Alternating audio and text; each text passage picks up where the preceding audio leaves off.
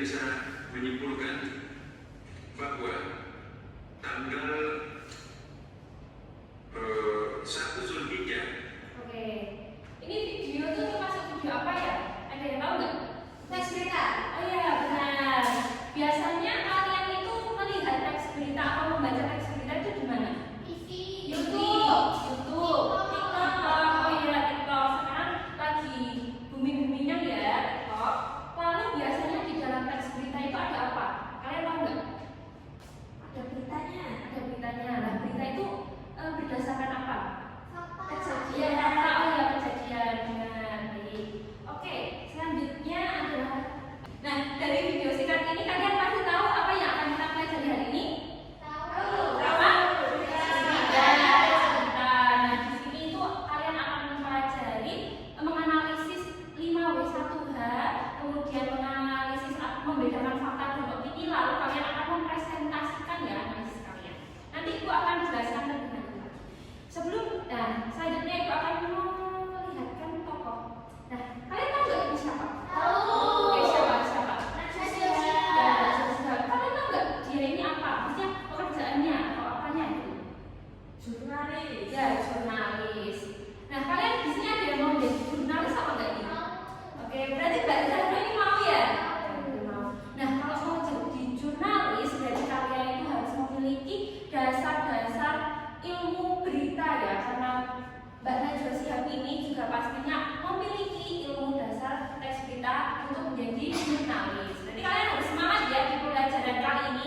semangat, semangat banget, Semangat dong. Semangat. Ya, terima kasih atas semangatnya. Oke. Nah, di pembelajaran kali ini Ibu akan membagi kalian ke 2 kelompok ya. Nanti kalian akan menganalisis dan ya berkelompok pokoknya. Sebentar.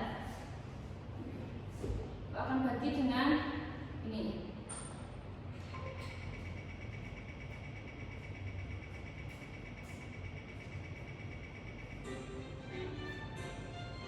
Nah, oke, kelompok pertama itu Mbak Puspita, Kinan, dan Diva, dan kemudian yang kedua adalah Zahra dan Dani. Oke, sebelum kalian berkelompok, Ibu akan memberikan contoh teks hoax ya, teks berita hoax. Nah, ini. Nah, oke.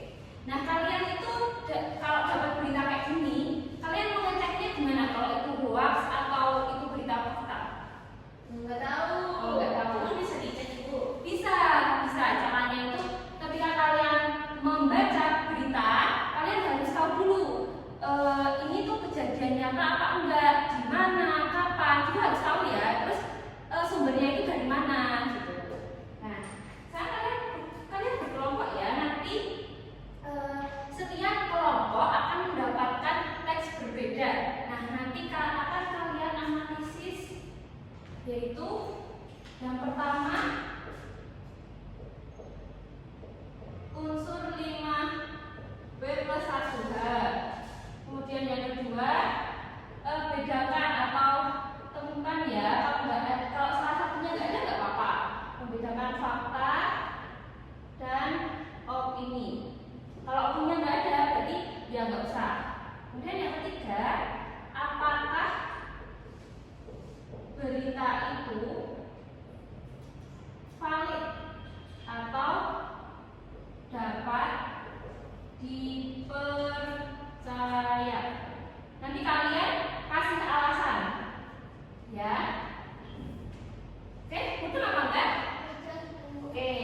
Nah, nanti setelah kalian berdiskusi tentang itu, kalian akan membuat atau hasil diskusi kalian di kertas HVS ya. Nanti kalian bisa membuat peta konsep atau mind map gitu. Nanti juga Ibu akan sediakan spidol warna ini. Nanti kalian bisa ganti-gantian. Pokoknya sekreatif kalian.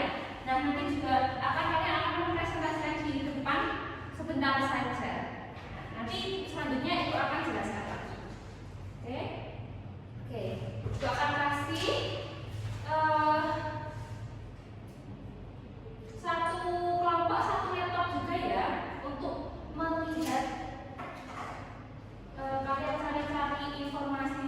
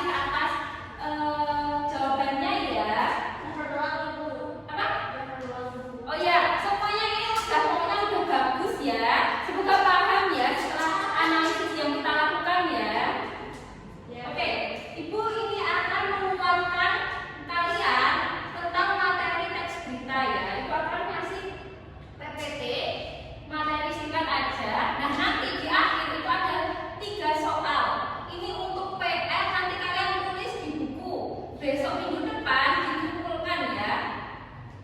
Oke? Oke. Sekarang itu akan jelaskan.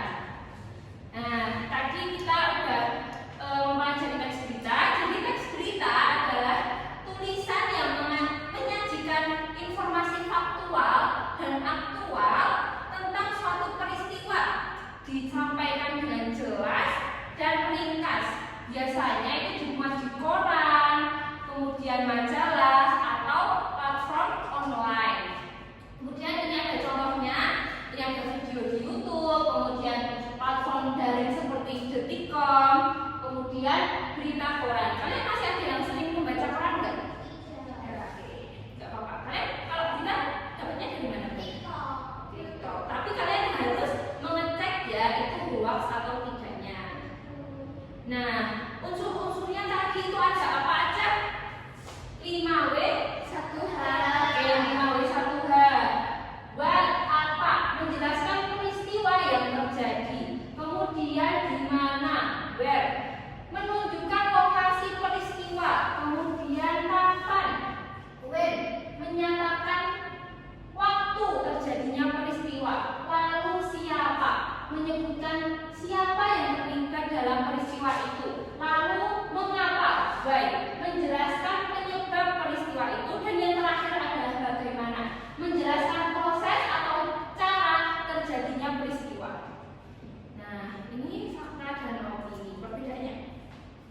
Fakta itu pernyataan yang dapat dibuktikan. Bisa data, statistik, atau saksi. Lalu fakta itu bersifat objektif tanpa adanya pendapat pribadi ya. Kalau pendapat pribadi itu apa? Opini. Ya, benar. Contohnya, Kota Magelang memiliki banyak kuliner khas seperti getuk. Itu apa berarti? Fakta. Kalian pernah sering makan getuk? Oh iya. Kalian nggak suka getuk? Kalian sukanya kupat tahu ya? Ya, oke. Oke, berarti yang lain pasti suka kayak Mbak ya. Selanjutnya adalah opini. Itu adalah pernyataan yang subjektif atau yang tadi sudah dibilang kalian semua, yaitu pendapat pribadi. Kemudian tidak dapat dibuktikan secara mutlak. Ya, tadi dia Mbak tidak semuanya benar.